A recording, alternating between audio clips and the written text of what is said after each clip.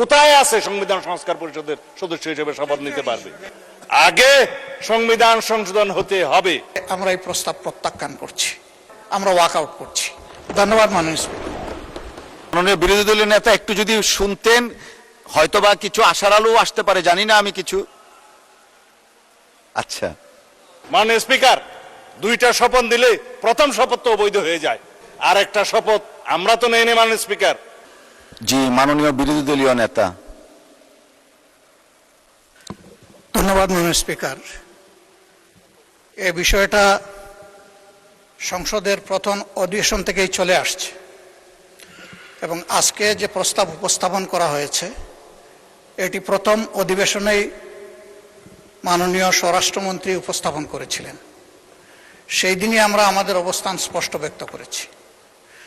এরপরে এটা সঠিক যে কয়েক দফায় মাননীয় চিফ হুইপ স্বরাষ্ট্রমন্ত্রী মহোদয় আমাদের সাথে যোগাযোগ করেছেন, বসেছেন। আমরা আমাদের অবস্থান স্পষ্ট করেছি। আমরা কখনো বলি নাই যে আমরা নাম দেব সদস্যদের, আমরা কনসেপচুয়ালি এটাকে অ্যাকসেপ্ট করি নাই। আমরা বলেছি আমরা জাতির কাছে ওয়াদাবদ্ধ, যেমন ওয়াদাবদ্ধ ছিল বর্তমান সরকারি দল।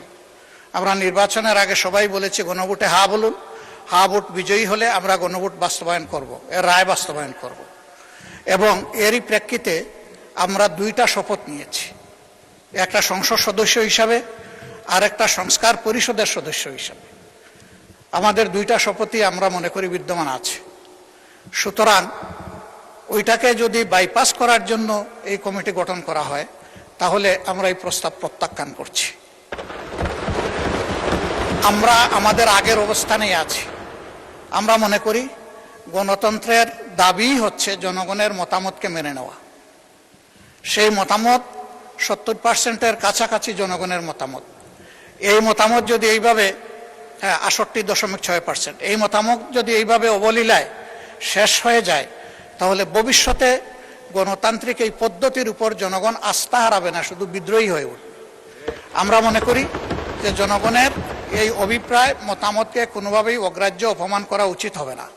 এই জন্যে তাদের প্রতি সম্মান রেখেই আমরা শুধু এই কমিটিতে অংশগ্রহণ করব না এটাই নয়, বরঞ্চ এই পর্বটা আমরা যেহেতু জনগণের রায়কে সম্মান করা হচ্ছে না তার প্রতিবাদে আমরা ওয়াক আউট করছি।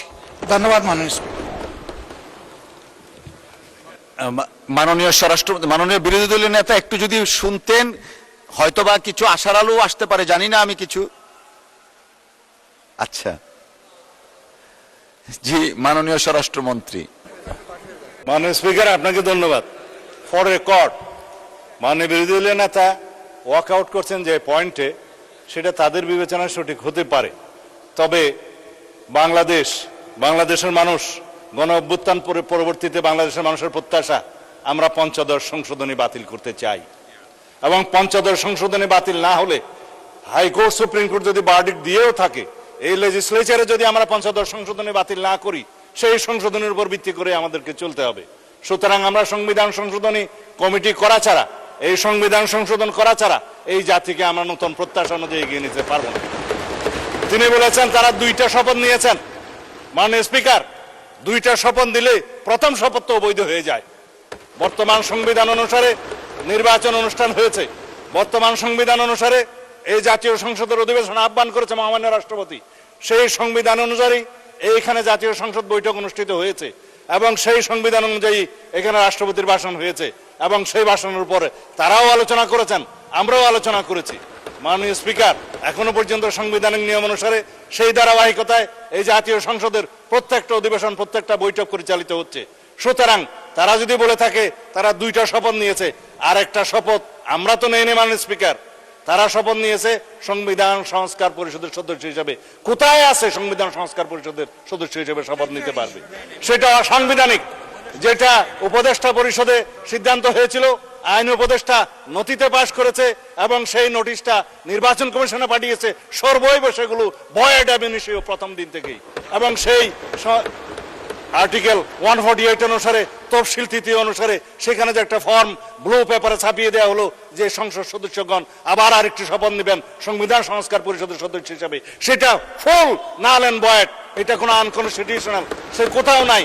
এবং তার উপর ভিত্তি করে তিনি যে বক্তব্য দিলেন গণভোটের গণরায় অনুসারে আমরা গণভোটকে সম্মান দিতে চাই। অবশ্যই গণভোটের গণরায়কে যদি সম্মান দিতে হয়, এই সংবিধানকে সংশোধন করতে হবে, এবং তারপরে যদি সবাই মিলে রাজি হয় যে সংবিধান সংস্কার পরিষদ গঠন হবে, তখন যে সংবিধান সংস্কার পরিষদের সদস্য হিসেবে শপথ নিতে পারবে, তখন সেটা হবে।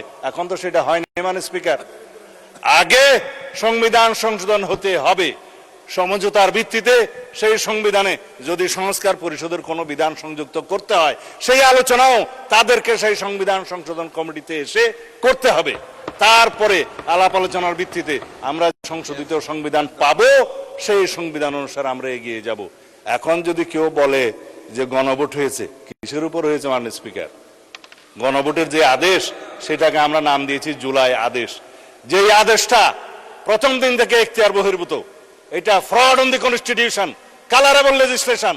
এই জুলাই জাতীয় সনদ বাস্তবায়ন সংস্কার আদেশ নামে যেটা করা হয়েছে, রাষ্ট্রপতি যেটা করতে পারেন না, সেটা তো কোনো রাজনৈতিক সমঝোতা ছিল না। জুলাই জাতীয় সনদের কোথাও সেটা সমঝোতা হয়নি, তারাও স্বাক্ষর করেছেন, সেখানে আমরা স্বাক্ষর করেছি। তাহলে এই যে জাতীয় সনদ আদেশ যেটা করলো, সেই যে অর্ডারের উপরে গণভোট অনুষ্ঠিত হলো, তার উপর ভিত্তি করে তারা যে চলতে চাচ্ছে, তাহলে দেশে যে মানুষ আমাদের ম্যানিফেস্টোর উপরে 31 দফার উপরে এবং নির্বাচন কমিশনের ডিক্লারকৃত নির্বাচনের উপরে আমাদেরকে যে জনগণ ভোট দিল, 51% ভোট দিয়ে এখানে সার্বভৌম পার্লামেন্টে আমাদেরকে পাঠিয়েছিল, সেই পার্লামেন্টের এখতিয়ার কি? এটা ইউনিটারি ইন্ডিপেন্ডেন্ট স্টেট হিসাবে, একটা ইন্ডিপেন্ডেন্ট স্টেট হিসাবে আমরা একটা ইউনিটারি কান্ট্রিতে আছি, সেখানে একটা সংসদ থাকবে। আর্টিকেল 65-এ বলা আছে সেই সংশোধনে আইন প্রণয়নের ক্ষমতা আছে, সংশোধন করার ক্ষমতা আছে। সেই ক্ষমতা হিসাবে জাতীয় সংসদ সদস্যগণ এই সংবিধানে সংশোধনে দিবে। সেই এখতিয়ার তো সার্বভৌম জনগণ আমাদেরকে দিয়েছে, আর্টিকেল 7 অনুসারে দিয়েছে। এখন যদি বলা হয় গণভোট কি তার উপরে? অবশ্যই তার উপরে না। আমরা সাংবিধানিক ভোটে জাতীয় সংসদের সদস্য নির্বাচিত হয়েছি সার্বভৌম জনগণ কর্তৃক, এখানে আইন এবং সংবিধান প্রণয়ন করার, সংশোধন করার জন্য। গণভোটে কি হয়েছে? জুলাই জাতীয় সনদে যেটা সমঝোতা হয়েছে, 4 খান প্রশ্নের মধ্যে 3.5 খান আমরা মানি, আর আধা খান যে কোশ্চেন, সেই কোশ্চেন তো সংবিধানের উপর হাত দিয়েছে একটা অবৈধ আদেশ প্রণয়নের মধ্যে দিয়ে। সেটা তো void ab initio, it is now pending with the judiciary. তারা কি বলে দেখি। তারপরেও যদি আলাপ আলোচনা করে আমরা এখানে জুলাই জাতীয় সনদের সবকিছু আমরা এখানে বাস্তবায়ন করতে চাই, এবং তার বহির্ভূতভাবে যদি জুলাই কি যেন সংবিধান সংস্কার পরিষদ গঠন করতে চায়, তারা সেই আলোচনা এখানে এসে করুক, সংবিধান সংশোধনী কমিটিতে করুক। আর না হলে পরে রাস্তায় গিয়ে সংবিধান সংস্কার পরিষদের কমিটি করলে তো সংবিধান সংশোধন না করে আমরা বসে থাকতে পারবো না।